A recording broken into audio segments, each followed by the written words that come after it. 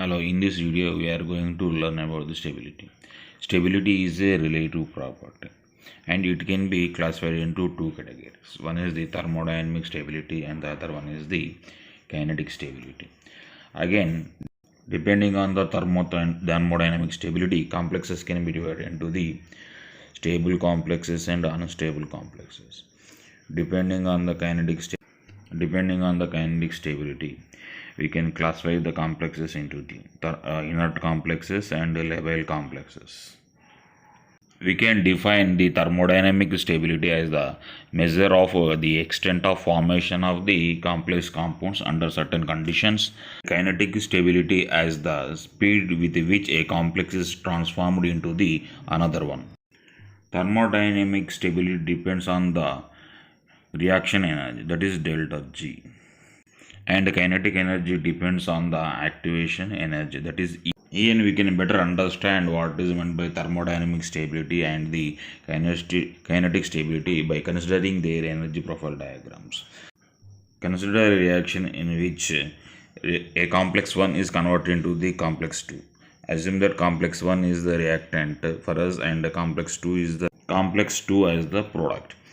If the energy of the complex 1, that means the reactant, is greater than the energy of the product, then the complex becomes unstable.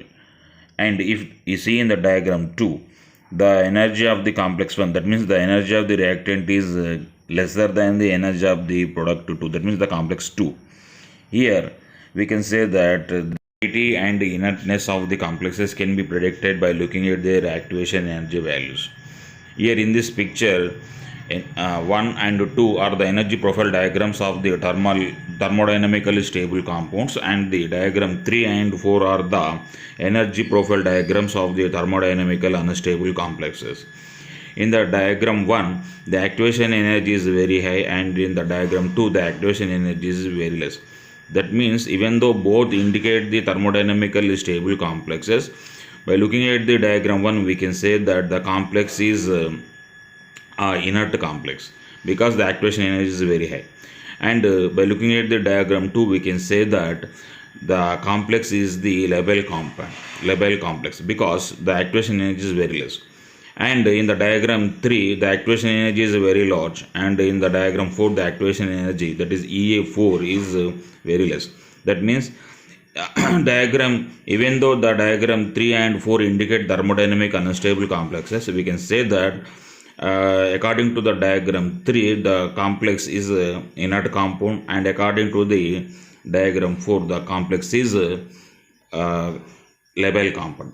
That means by looking at the activation energy, we can predict or expect whether the complex is inert or labile.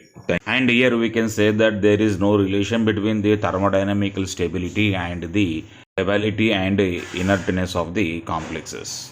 Thank you.